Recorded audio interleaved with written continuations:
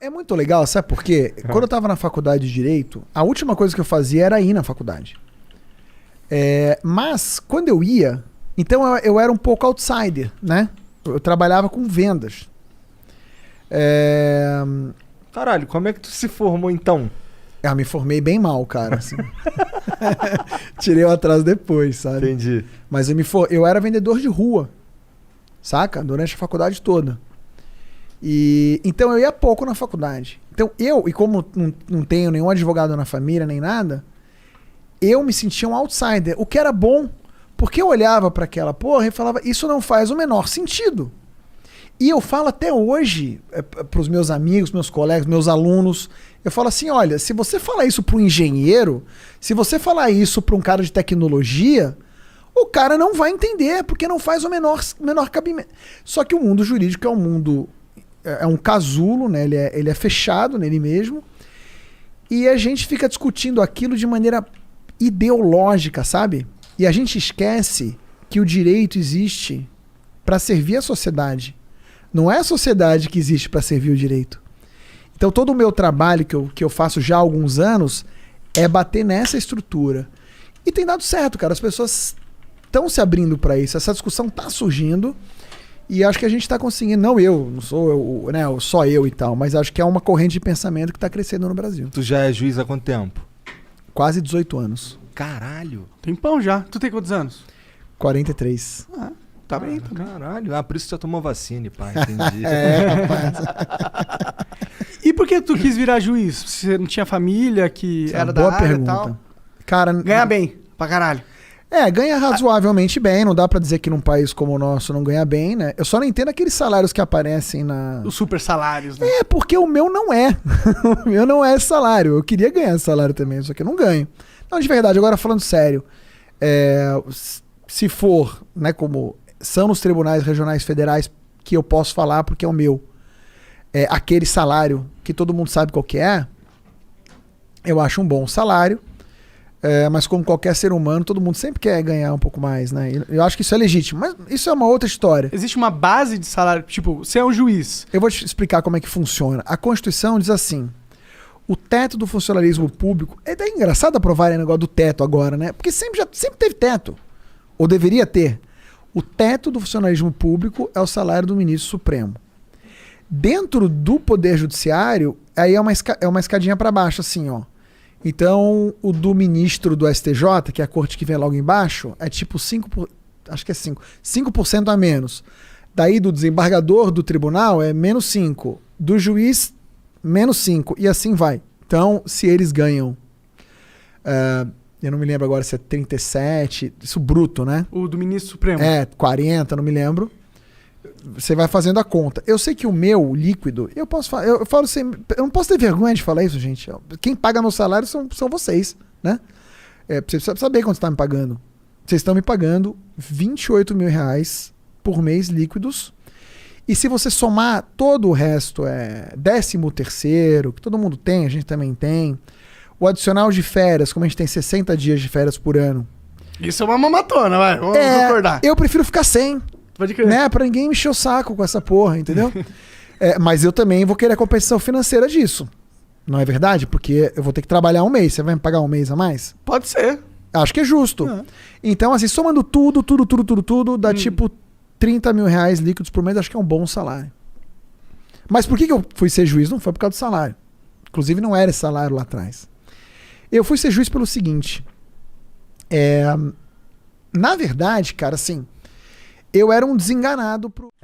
Esse cara aqui, sei lá, roubou um supermercado. E aí, essa inteligência artificial, ela estudou tanta coisa que rolou em todas as vezes que alguém roubou um supermercado durante muitos anos... E ela já sabe como agir naquele caso daquele cara ali. Então, quem é o juiz daquela porra é uma inteligência artificial. Ou então o algoritmo amparando o juiz na tomada de decisão. Isso que eu ia falar. Isso é legal se o cara tiver um auxiliar.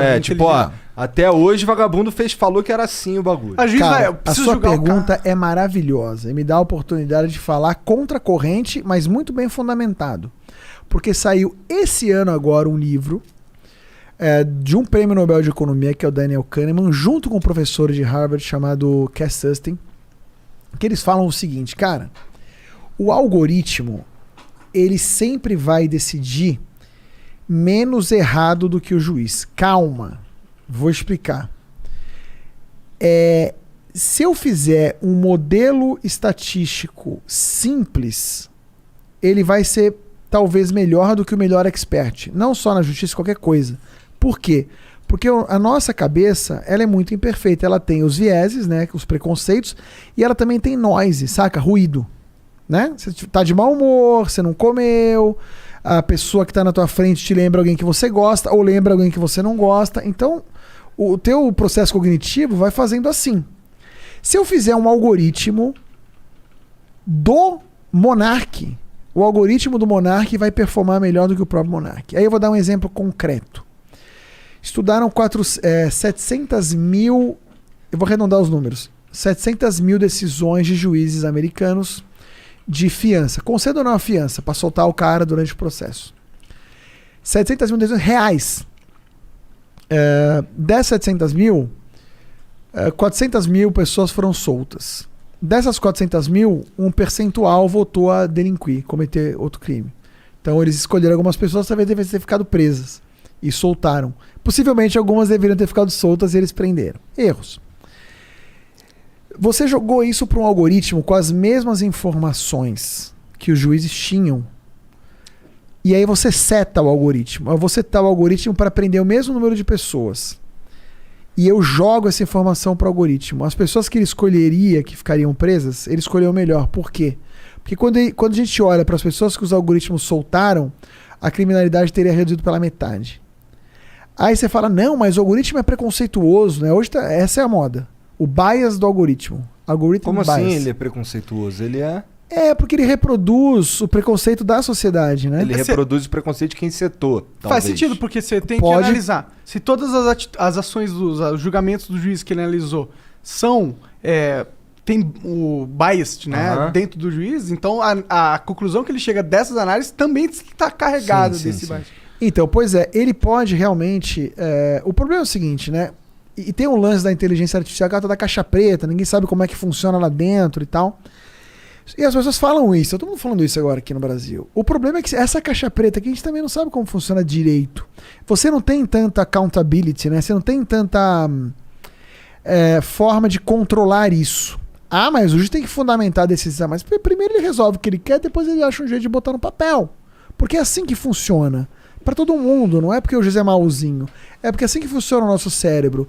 O algoritmo, ele, primeiro, claro, se ele não for construído por uma equipe que tem diversidade, ele pode ter, já na construção, um problema de bias, mas os bias podem estar no dataset, nos dados que são utilizados para treinar o algoritmo. Sim, isso pode acontecer.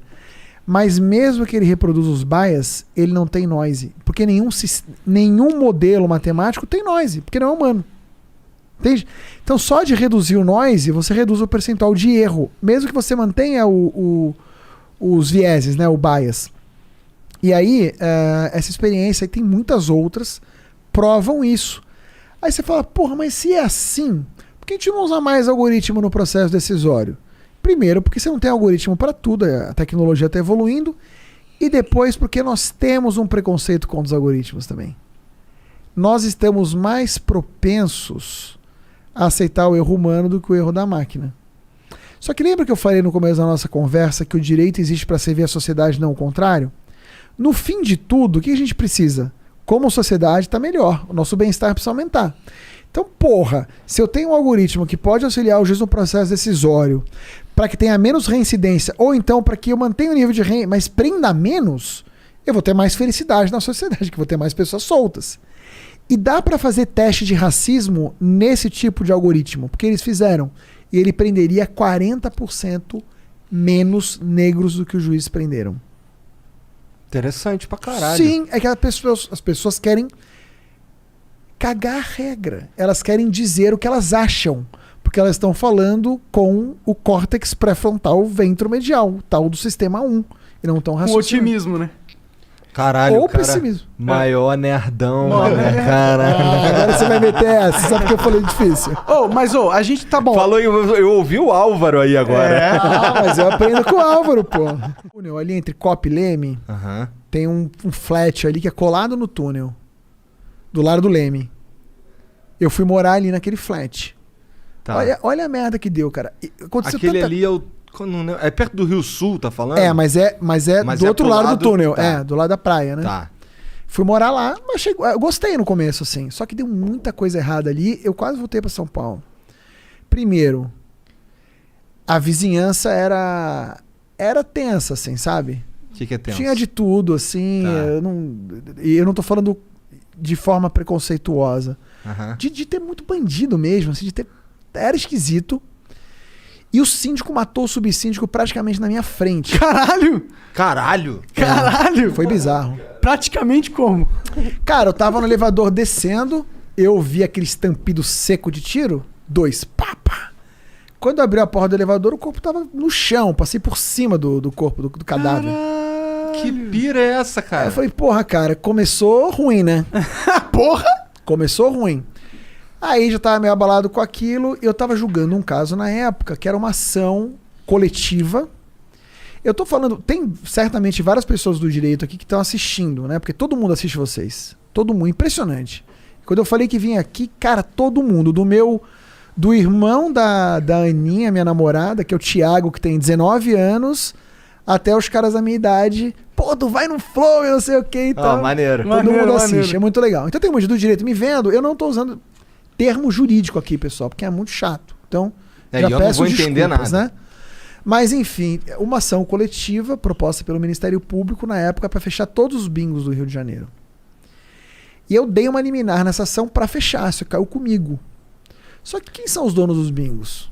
São os bicheiros, né? Sim. Não é uma galera indócil. É uma galera que vai te matar se indócil. não gostar de você. Pô, É tem mó indócil. cuzão de fechar os bingos, mané. Mas Nada era a ver. lei, nada a ver, velho. pô. Ele não tem que Era interpretar a lei não- conforme ele não quer. é o que eu quero. Eu acho que tem que legalizar essa porra. Boa. Entendeu? Como tem que Boa. legalizar várias coisas. Boa. Só que não pode mesmo. Não posso fazer nada. Aí eu dei a liminar pra fechar os bingos. Aí o que eu descobri? Que o dono do apartamento que eu alugava era dono de um dos bingos que eu fechei. Caralho. Ih, rapaz. E era um bicheiro brabo, né, cara? Caralho, cara. Ainda mais ali em Copa ali tem os amigos lá que é bicheiro. Pá. Caralho. Sofreu ameaça essas Aí porra? entrei em depressão. Aí eu fiquei mal. Comecei a ter depressão, ficar mal mesmo, assim, muito mal. Tipo, emagrecer 15 quilos. Não comia. Sei lá, bateu a ressaca dos 25 anos, 26 na época. Você era sendo 26. Isso, 26. Tem que tomar essa decisão. E pulando gente morta. Pulando. Aconteceu tudo, né, Sendo cara? o inquilino do bicheiro, Inquilino tá do ligado? bicheiro. Foi muito ruim. E aí. Ele sabia que tu que era o cara que mandou Cara, não fechar? sei, porque no dia seguinte que eu descobri, eu saí de lá e nunca mais voltei. Esperto. Caralho. E aí que eu viagem. falei, ó, cara, eu vou voltar pra São Paulo, vou pedir uma remoção. Você pode pedir. Eu vou pedir uma remoção. E outra coisa, eu não encontrei o Tom Jobim. E isso é sério, cara. Isso tem uma história engraçada, porque atrás, isso. Aí. O Barroso, ele fala o seguinte, ele fala, cara, Por que ele não falou na parte de trás do livro? Contra a capa. Eu não sou juiz não, cacete. é que fugiu a palavra, parte de trás. O Barroso... Data Vênia. Data Vênia. O Barroso, ele...